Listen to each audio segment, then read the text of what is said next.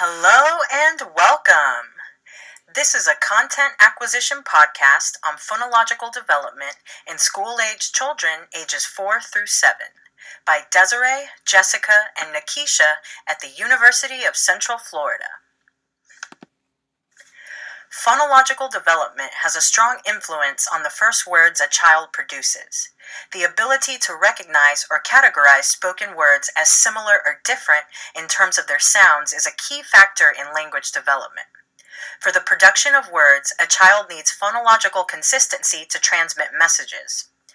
Early phonological skills include developing a phonological template or format for new words, as well as the ability to track down specific words in a sentence, which is known as word awareness. By age 4, most children can understand and appreciate rhyming and alliteration. Many children's stories utilize these tactics. For example, the old tongue twister, "She sells seashells by the seashore," or the Itsy Bitsy Spider, are perfect examples of the developmental importance of language games and nursery rhymes in helping children to specify key aspects of the sound patterns of language. Syllable awareness is the ability to recognize different combinations of phonemes in word structures. By 5 years old, most children are aware of syllables, and they're able to manipulate them in a basic manner. By this time, children should also have most, if not all, of their sounds. Syllable awareness goes hand in hand with rhyme manipulation. Producing a rhyme is far more difficult than understanding one. This ability is typically mastered by 5.5 years of age.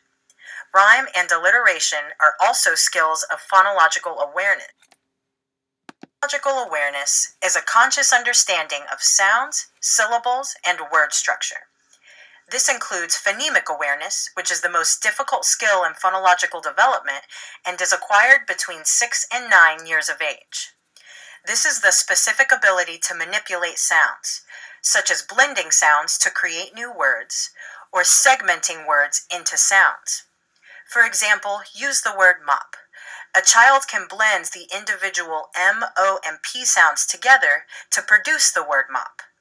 In contrast, segmentation involves asking the child, "What are all the sounds you hear in the word mop?" And the child will proceed to take the whole word and break it up into its parts. It's important to note that this is purely verbal and based on what your child hears and not the written representation of the word. Phonological processes are patterns of sound errors that typically developing children use to simplify speech as they are learning to talk. For a child, it's a way of getting from an auditory model to speech production. In doing so, children will simplify complex words in predictable ways until they develop the coordination required to articulate clearly. For example, they may reduce consonant clusters to a single consonant, such as pain for plane, or delete the weak syllable in a word, saying nana for banana. These are among many different patterns or simplifications that children lean on during this time. It is important to note that children's phonological processes exhibit tremendous individual variation. The order in which vowels and consonants are acquired varies from child to child. Sometimes children appear to have mastered a sound in one word, but then not in another. However, by age 7, these processes should be resolved. The most common processes that persist are stopping, gliding, and cluster reduction. But when these processes persist after 7, speech and language therapy is needed. By age 7, children will learn that letters have names and are used to represent sounds in written words. They will learn the phoneme and grapheme correspondence and develop an understanding that some sounds can be represented by more than one letter. This sound-letter relationship is referred to as phonics. Around 7 years of age, children will learn to use phonics to help decode words for reading and assist in encoding words for spelling. Reading requires them to convert the letters to sounds to say the words, and spelling requires them to turn the sounds into letters to write the word. Children who struggle with this are at a much greater risk of having difficulty with literacy down the road. Step 2.0. Early phonetics related to later reading comprehension. Evidence shows that early phonics interventions effectively promote reading development and phonemic awareness at early ages has moderate correlations with later literacy. Step 2.1, phonetic screening. Around the age of 6, phonetic screening is put into place so that children are relying on phonetic decoding skills rather than their ability to recognize words that they are already familiar with. They must correctly read 32 out of 40 words to have met the expected standard. The students who do not meet this standard are required to take the screening again the following year, with their teachers being strongly encouraged to provide guided interventions to ensure that students reach the standard by their second attempt. The goal of all of this is to identify children who are struggling with phonics so that steps can be taken during this critical period to remedy their phonics difficulties. Point 2. Results. The results help identify students who are unable to decode sounds, and they also help identify students who are unable to blend correctly.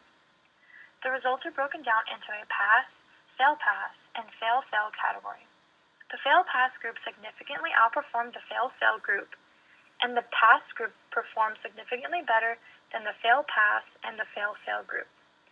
13.96% of students received a mark of 32 to 33, whereas only 4.09% of students received a mark of 30 to 31. Males showed significantly poorer performance than females on the first phonics screening, but not on the second attempt. Step 2.3, benefits. The phonics screening is a significant predictor of later reading comprehension performance, with age positively correlated with phonics performance. The screening also predicts long-term reading comprehension ability while supporting the predictive validity of the check. This study also provides evidence of predictable validity of the phonics screening at a point where the vast majority of students are now reading to learn as opposed to learning to read. The current results suggest that improving early phonics difficulties predicts better reading comprehension up to 4 years later. Evidence suggests that incorporating phonics into reading teaching is more effective than reading alone at improving reading ability, but phonics teaching alone is more effective at improving phonics ability.